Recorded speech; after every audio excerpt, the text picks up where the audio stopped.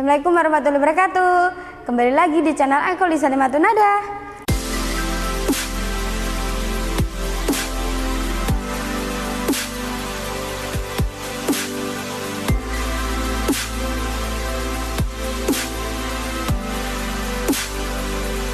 Oke guys, di video kali ini aku akan bahas sedikit tentang cara setting kamera. Di video ini kita akan bahas langkah yang pertama, yaitu mengatur exposure.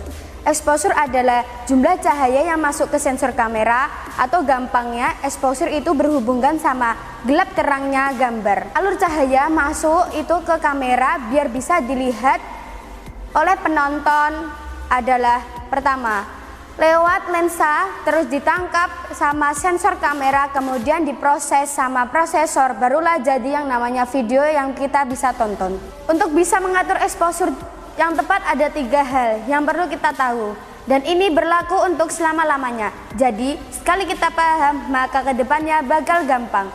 3 hal yaitu aperture, shutter speed, dan ISO.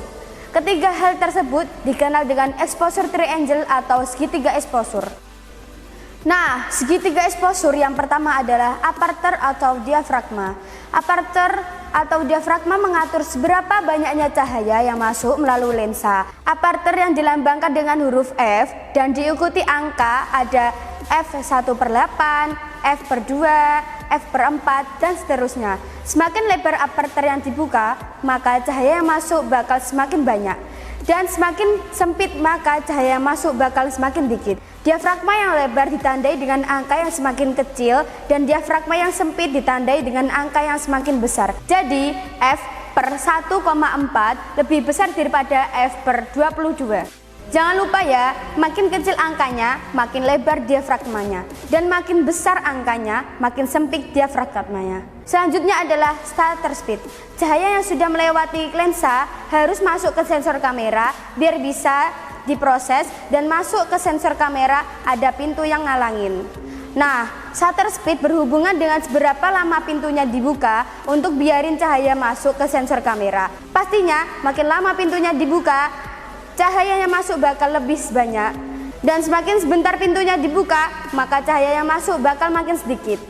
Cepat lambatnya shutter speed dibuka ditulis dengan satuan detik. Ada 5 detik, 1 detik, 1/8 detik, 1/15 detik, 1/30 detik, 1/1000 detik, dan seterusnya.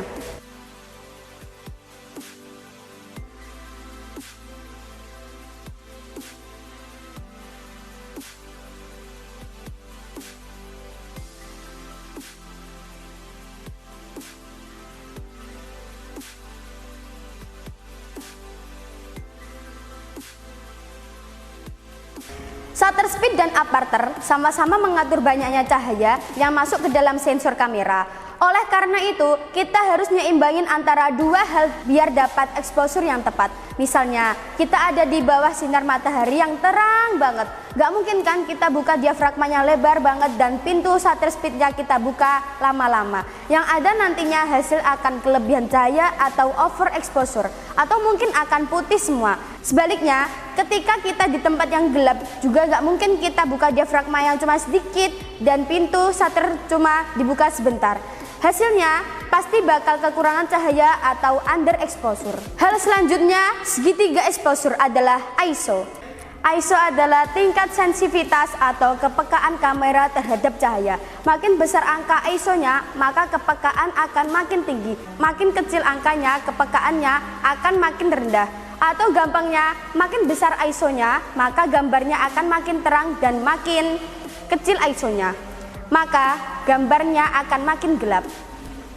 Untuk bisa nentuin aperture, shutter speed, dan ISO yang tepat, kita harus tahu kalau segitiga exposure ini bukan cuma berhubungan dengan gelap terang doang, tapi ada efek-efek lain yang dihasilin. Pertama, untuk aperture, selain mengatur terang gelapnya cahaya, aperture juga bisa mengatur depth of field atau DOF, atau kedalaman ruang dari gambar yang direkam. Depth of field atau DOF adalah area ketajaman di depan dan di belakang subjek yang jadi fokus utama lensa. Saat kita ngubah ukuran diafragma yang dibuka, maka blur dan sharpness gambar yang bakal ikut terpengaruh. Makin lebar diafragma yang dibuka, maka daerah yang tajam akan makin sedikit. Atau simpelnya, bagian gambar yang bukan jadi fokus utama. Misalnya, background dan foreground bakal jadi blur. Sedangkan makin sempit diafragma atau aperternya dibuka, maka daerah yang tajam akan semakin luas. Bisa-bisa semua gambar bakal terlihat tajam dan gak ada blur-blurnya. Ini contohnya.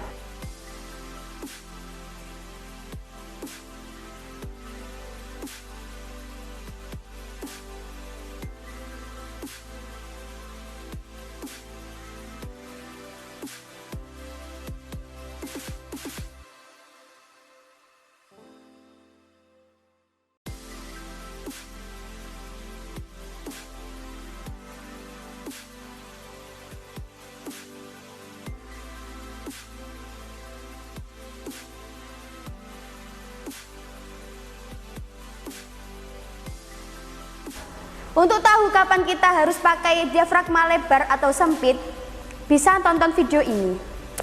Selanjutnya adalah shutter speed. Kalau di fotografi, shutter speed yang tinggi dipakai untuk memotret objek yang gerakannya cepat, karena kalau pakai shutter speed rendah, objeknya bakal terlalu banyak motion blur. Kalau di video sebenarnya agak mirip, sama-sama berhubungan sama motion blur, tapi ada sedikit perbedaan di penerapannya. Di video nggak selalu objek yang gerakannya cepat pakai shutter speed tinggi, dan objek gerakannya lambat pakai shutter speed rendah. Shutter speed yang terlalu tinggi bakal bikin gambar kelihatan kurang natural, karena motion blurnya yang ketangkep minim banget. Tapi di beberapa jenis film biasanya butuh shutter speed yang tinggi, misalnya untuk adegan-adegan berantem, biar adegan pukulan-pukulan bisa kelihatan jelas. Kemudian shutter speed yang selalu rendah juga bisa bikin gambar gak natural, karena terlalu banyak motion blurnya. Bisanya angka yang dipakai untuk shutter speed di video adalah 2 kali frame per second atau FPS. Kalau misalnya kita merekam gambar pakai 24 fps, maka shutter speednya yang dipakai adalah 48, atau misalnya di kamera agak ada 48, berarti pakai 50. Untuk penjelasan lebih lanjut tentang frame per second, nanti kita bakal bahas di video selanjutnya. Oke, kita lanjut ke ISO. Untuk ISO, efek yang dihasilin adalah grain atau noise. Grain atau noise adalah hal yang beda ya. Grain itu bintik-bintik yang bisa ngasih tekstur ke gambar dan gak ngeganggu warna serta kualitas. Sedangkan noise itu bakal mengganggu warna dan nurunin kualitas gambar. Makin tinggi angka ISO-nya, maka noise yang dihasilin akan banyak juga. Dan makin kecil angka ISO-nya, maka hasil videonya akan makin clear.